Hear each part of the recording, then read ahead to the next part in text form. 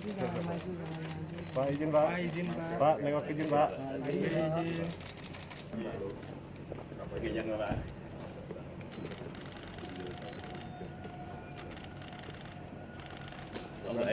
Sedang melukis apa sekarang? Assalamualaikum warahmatullahi wabarakatuh. Selamat pagi, salam sejahtera untuk kita semua.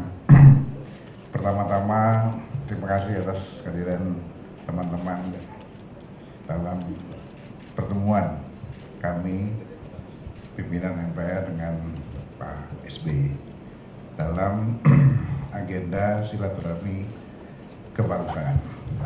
Dan kunjungan ini nanti akan dilanjutkan dengan kunjungan ke Ibu Megawati, Pak Jokowi, dan terakhir nanti dengan Pak Prabowo sebagai Presiden terpilih.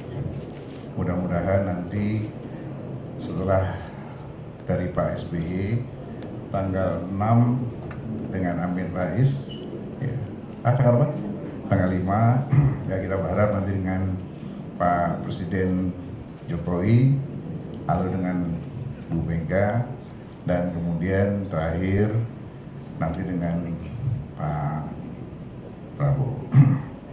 Nah, hal-hal penting yang tadi kami bicarakan adalah yang pertama bahwa Pak SBY berpandangan amandemen itu atas Undang-Undang Dasar bukanlah hal yang tabu. Ya. Beliau sependapat dengan pentingnya kita bangsa ini memiliki roadmap bintang pengarah program pembangunan jangka panjang berkesinambungan namun tetap selaras dengan visi misi presiden yang berjalan. Artinya visi misi presiden itu sejalan dengan visi bangsa yang nanti ada dalam PPHN yang mengojantahkan sebagai cerminan daripada pembukaan Undang-Undang Dasar yang mencerminkan tentang jaminan negara terhadap kesejahteraan rakyatnya terkait dengan kesehatan, pendidikan, dan pemberantasan kemiskinan. Nah, lebih dari itu juga tadi Pak Syarif Hasan menyampaikan tentang rencana MPR untuk melakukan revisi tata tertib, di mana ini menyangkut tentang tata cara pengambilan sumpah dan pelantikan presiden yang kita akan upayakan sesuai dengan apa yang tertera dalam Undang-Undang Dasar kita. Karena selama ini kita belum melaksanakannya secara konsekuen. Kemudian juga tadi disinggung tentang sistem presidensial yang harus terus kita jaga, jangan sampai terjebak kepada sistem oligarki, apalagi oligarki itu nanti berkolaborasi dengan plutokrasi ya. Kemudian termasuk juga Pak Syarif Hasan menyampaikan tentang pentingnya setiap pergantian kepemimpinan bangsa atau pergantian presiden dan wakil presiden dilakukan semacam lepas sambut seperti yang dicontohkan oleh Pak SBY ketika melakukan lepas sambut kepada Pak Presiden Jokowi di Istana 10 tahun yang lalu. Kemudian kita sudah berkeliling dengan beberapa penekanan dan masukan-masukan terakhir dari Pak SBY tadi. Pak Budiono menekankan lebih pada sisi ekonomi yang nanti kita sudah susun. Ya. Kemudian Pak JK lebih pada penekanan, penegakan dan kepastian hukum dan tumpang tindih hukum yang selama ini masih ada. Dan Pak SBY tadi menyampaikan pandangan-pandangan politik beliau dengan latar belakang militer dan pandangan-pandangan tentang pertahanan dan keamanan, termasuk juga masalah-masalah konstitusi. Jadi nanti semua masukan-masukan ini akan kita susun sebagai bentuk rekomendasi kepada pimpinan MPR yang akan datang maupun pada pemerintahan yang akan datang. Jadi itu kira-kira yang tadi kita diskusikan bersama Pak SBY. Barangkali nanti Pak Syarif Hasan menyampaikan tambahan atau Pak Basara. Oke. Silakan kalau ada yang mau bertanya, mangga. Pak SBY terkait dengan politik secara latar belakang militer itu apa yang saran yang paling menonjol gitu ya? Ini kan ada kalau ngomongin bernegara tadi kan sedikit. Kita tidak singgung karena dalam pandangan kami itu sudah selesai dengan pertemuan Pak Jaksa Agung dengan Kapolri kemarin di istana. Tinggal masing-masing kedua pimpinan ini menyelesaikannya di bawah. Dari pandangan Pak SBY tadi terkait dengan pandangan beliau pengalaman sebagai presiden 10 tahun, tentunya lebih menekankan pada pemerintahan yang tenang, pemerintahan yang adem, ya, pemerintahan yang tanpa ada kegaduhan-kegaduhan yang berarti. Beliau juga tadi menyoroti tentang pilkada, ya, di mana di mana beliau mengharapkan ya pemilihan langsung itu ya yang beliau rasakan sendiri kemarin melalui perjalanan di berapa kabupaten? 8 kabupaten ya, ada good news, ada bad news. Ya, good newsnya bahwa kesadaran rakyat kita berpolitik sudah semakin dewasa, tidak lagi mempersoalkan tentang ras, etnis, apalagi agama, ya secara ideologi, ya tidak lagi dipertentangkan soal itu. Tapi bad newsnya adalah ya tadi itu, ya pemilu berbiaya tinggi. Ya, ini yang beliau mendorong supaya kita melakukan kajian yang mendalam tentang sistem pemilihan umum langsung ini. Apakah lebih banyak manfaatnya atau lebih banyak mudaratnya? Itu kita diminta untuk melakukan mengkaji kembali, ya, termasuk juga pemilihan umum di legislatifnya. Gitu.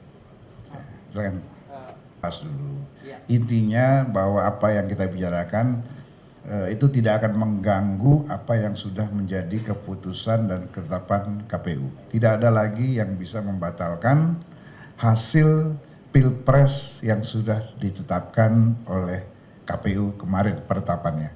Yang kita lakukan hanyalah menguatkan ya, dan menyesuaikan agar sesuai dengan bunyi Undang-Undang Dasar kita, yaitu dengan keluarnya TAP, dengan keputusan TAP MPR atas penetapan, meresmikan penetapan itu ya, yang sifatnya basicing administratif dan mekanisme pengambilan sumpah dan pelantikan, karena bunyi Undang-Undang Dasar kita adalah MPR melantik. Artinya mulai berlaku pada saat pelantikan ini, Pak? Ya, kita akan bicarakan nanti di sidang paripurna masa akhir jabatan kita, sekaligus juga perubahan tentang tertibnya di situ pada bulan September. Nah, tapi sebelumnya ini kita bahas nanti di rapat gabungan fraksi-fraksi dan DPD di MPR pada bulan Agustus ya. Ya, awal Juni. Ya, awal Juni. Ya. Kalau di agenda saya 31, tapi kita lihat perkembangan apa yang pasti awal Juni harus sudah terjadi rapat gabungan. Pak, yang selanjutnya, Pak. Ya, sebetulnya bukan Surya Palohnya saja, tapi pimpinan partai politik, pimpinan organisasi keagamaan, pimpinan tokoh-tokoh masyarakat, tapi itu di rounds keduanya. Kita sekarang berkeliling kepada mantan-mantan presiden dan wakil presiden, plus mantan ketua MPR Pak Amin Rais. Baru nanti kita akan kunjungi pada pimpinan-pimpinan partai politik, termasuk ketua umum saya. Ya. Tapi kan dalam agenda terdekatnya kan baru Surya Paloh nih Pak yang nongol Pak di antara. Belum. Berarti di tanggal 28 Juni. Jadi ketika nama Pak Surya muncul itu berbarengan dengan nama-nama ketua umum partai politik ya, di mana ketua umum saya juga nanti kita kunjungi ya di Selipi. kalau Pak Bu Mega itu bukan dalam kapasitas ketua umum PDIP, tapi sebagai mantan presiden atau presiden yang kelima, presiden RI yang kelima. Ini beliau tadi presiden RI ke-6, presiden RI ke-5, presiden RI ke-7, dan terakhir ke-8. Barulah kita kunjungi. Saya juga nggak tahu muncul nama-nama 31 semua, ya, semua ketua umum partai politik termasuk ketua umumnya Pak Hidayat Nur Wahid, presiden PKS, ya, lalu siapa lagi? Semua. Nah nanti kalau Pak Prabowo ya sekaligus. Tapi memang diagendakannya ada untuk mengunjungi parpol-parpol ya. Pasti ada, nggak jangan parpol, semua kita kunjungi termasuk ormas keagamaan, tokoh-tokoh. Kita perlu banyak masukan sebagai catatan yang bisa kita rangkum nanti untuk kita sampaikan kepada MPR mendatang maupun pemerintah yang akan datang. Kenapa? Ya parpol yang punya kursi di DPR, kata Pak Hidayat Nur Wahid. Pak, Ke DPR. Sikap MPR aja gimana sih Pak? Kita kalau bertanya konstitusi kita baru menanggapi, nanti overlapping, nanti kita dituding cari panggung lagi, ya. Ya, terima kasih. Terima kasih Pak. Makasih ya. Makasih Pak Ketua. Ya, terima kasih. Makasih Pak Ketua ya. Makasih. Sama Pak Sarek. Thank you Pak. Makasih ya. Saya ralat, ini barusan dapat informasi dari Pak Ibu Sekjen, undangan rupanya untuk seluruh ketua umum partai politik sudah disebar. Ya. Ketua umum partai politik sudah disebar, mantan ketua MPR sudah disebar, mantan presiden dan wakil presiden sudah disebar.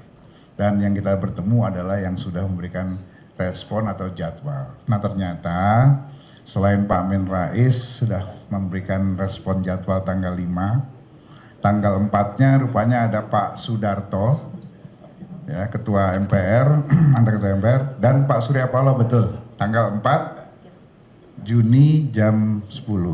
Yes. Sambil menunggu nanti ketua umum partai politik yang lain. Untuk ketua umum partai Golkar nanti saya cek sendiri. Ya. Berarti undangan sebenarnya udah disebar. Sudah sebar. Pak Hidayat Wahid bagaimana ketua umumnya? Baru datang dari luar negeri, jadi baru mau cek. Jadi rupanya semua sudah disebar, baru saat Bu Sekjen ngasih sampaikan saya supaya jangan ada kekeliruan informasi, ya. Sampai bertemu di tanggal-tanggal yang tadi disebutkan.